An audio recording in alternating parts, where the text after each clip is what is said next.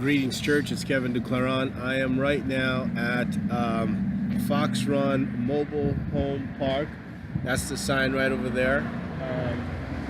And next to Mary's Food, Panderia, Pasteleria, Mi Pueblo. Anyway, I came out here today to, because the Lord was directing me to see if I can get a mobile home.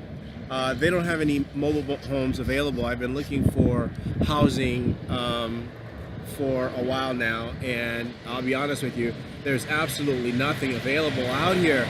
It is so cold, you know. This winter is just kick butt winter, you know. It is so cold. I mean, the wind, the rain. Severe weather shelter is not always, you know, those places, those severe weather shelter places, they're not always open. And so today I came to this trailer park here, not trailer park, but it has trailers, mobile home park, and I was hoping to find something, but I didn't find anything. It's heartbreaking. I'm waiting for the bus right now, bus number 6. This is about as close to Vancouver, Washington as it's about 10 minutes drive from here, Vancouver, Washington. But right now I'm at the bus stop and waiting for the bus to come. There's not a whole lot going on in my end. The Romans series has to wait because of all the rain. You know, we're in the rainy season and it's kind of hard to finish it outside. I was trying to do it outside so that everybody can hear. When you do it on the inside, people miss out on a lot of the message. I preached a message today. Yesterday was Valentine's Day. I preached a message today. It was on just the love of God. You know, Romans 5:8, how God loves us. God demonstrated His love toward us. You know, for those people who didn't get to experience, you know, Valentine's because they didn't have a spouse or they don't have kids, and you know, I told them not everybody. Somebody gave me $1. Not everybody, and I went and bought some coffee with it. This is what the tithing from this morning's message bought me. It was a cup of coffee. But I explained to them that not everybody celebrated Valentine's Day yesterday. You know, some people just didn't get that opportunity because they don't have a Valentine's. But for those people who did not get to experience the Valentine's, they can at least cling to God's love, because God's love is sacrificial. You know, people show love by, I mean, God's love is bloody, you know, because it was demonstrated at the death of Christ on the cross. We know parental love is sacrificial.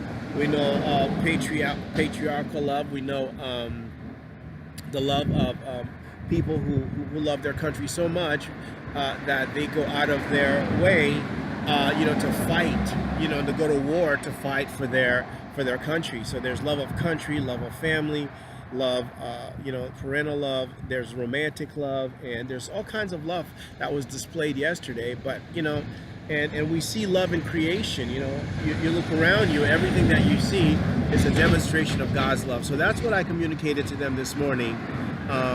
For the, it wasn't a very long message. It was only like maybe, you know, 25 to 30 minutes off and on. Here's the postman going by. Asian guy that looked like Gabriel. It was really weird. There's this cat in there, in one of the windows, and the cat saw me, and when I saw the cat's response was like, and I was like, whoa, you know, and it was almost like Gabriel's spirit was in that cat, and I was just like, oh my God, she's a devil, you know. I'm thinking, oh good Lord, I better get out of this place. But anyway, I went to the office and I didn't. The office was closed and they didn't have any kind of paperwork indicating that they had any property for sale or any property for rent. So I'm closing my bag here as I'm talking to you because I sense that the bus is going to be coming. There was a 6 that just went across this bridge right here, going to Vancouver. So there's usually one coming, going back into Portland. In any case, that's pretty much it. The message, I'm still getting hits, you know, the hits don't stop. The sexual assaults don't stop. The cuts, the piercings don't stop.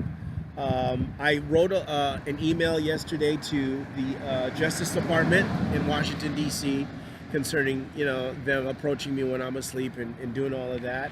I also wrote a second email to the Department of Justice, but more or less to the housing office. So I sent them two, and then I went online. For some reason, I'm not sure why, I was drawn to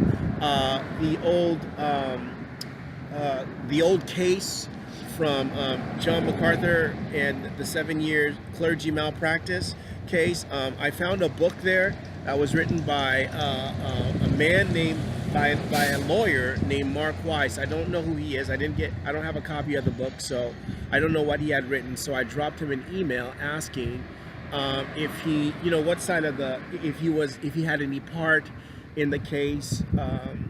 If there was anything that he could give me. I gave him my spiel. I wanted to see if there was, if he can give me some pointers on how to deal with clergy malpractice. Clergy doing this sort of thing to people in my situation, because this is an ongoing thing for the last 20 years, and nobody wants to live in the streets of Portland and Seattle, for 20 years and just enduring this, and I thought maybe he could give me some pointers. In any case, I haven't gone to the library yet to look to see if he has emailed me back. I know that it may come as a shock to him, because the case is so long ago, that somebody would even bother to even make mention of it, because MacArthur was found innocent and the case was dropped. I think he was about 45 years old, believe it or not. I think he was probably about in his 40s when this case took place, about my age. In any case, I thought that was interesting, and here I am going on 48 this year, still, no, wait, wrong hand, still no marriage, no family. I don't remember the last time I even went on a date. And, it's kind of hard. But, you see the sidewalk right here? Okay, that's kind of like where I sleep. I sleep on the sidewalk. When you come into the city of Portland, there is, I get a cardboard box and I open it up, and then I put a sleeping bag, I put a tarp down, and then I put a sleeping bag, sort of like sandwich. If this is the tarp, in between it is a sleeping bag, and then I cover the tarp, and then I sleep inside. And it is cold, you know what I mean? It's not like this. It's not like this. The air is freezing. Last night, I was sleeping on right, like next to Pioneer Square Park, where I usually do the preaching. It's kind of weird to walk by and go, oh my God, that's the city preacher, and he's sleeping on the ground in the doorway. I thought that's classic. People are walking by and looking down at me and go, oh my God, it's like this guy's, most preachers are like on TV, they're on television, and people respect them, and shake their hands and give them money, and support their ministry. I'm over here sleeping on the sidewalk and then asking them for pennies, nickels, dimes, and quarters so I can get me a cup of coffee to redeem the fact that I'd just been sexually assaulted by the woman who was my guardian as a child. It's so funny, and so in any case, I did. So the sidewalk is my friend, Nordstrom. I slept in front of Nordstrom a couple days ago, and I got hit pretty hard, but I can't do anything about it, so I just, whatever God, if this is what God wants, then I have to endure it, because that's what he wants, I watched a movie last night called Get Out. Whoa, what a thriller, man. This black guy he's dating this white girl, and it turned out to be some kind of sex slavery, and she takes him out into the boonies somewhere to go meet her parents, and when they get there, it's really freaky. These black people, they had two black servants, and they start acting really white, but they're about my complexion, but it was really freaky, it's sort of like psychedelic. The mother hypnotizes them, and I thought that was pretty interesting. And then I watched Collide, this guy that steals for this other guy, and very interesting movies that they're putting out there, man. It's incredible, very incredible, very wow, Anyway, I'm gonna let you go, and see anything else. There's nothing else, housing, nothing, ministry, nothing. I know that Multnomah Seminary is having a sort of like a gathering, and they kind of invited me, but you know, I'm not exactly sure. It's kind of feeling comfortable going to the seminary to go to the gathering, because the thing is that when you get into a school and you start studying, you don't want to be outside doing the study.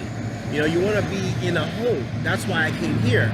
I came here to find a home, to buy a home, to lease a home, to rent a home, something, you know, so that when I sign up for the school, and if I get in, you know, whether that school or another Christian seminary online, preferably, then I have somewhere to study. Because right now I don't have anywhere to study, and I'll tell you the truth, it's hard, you know.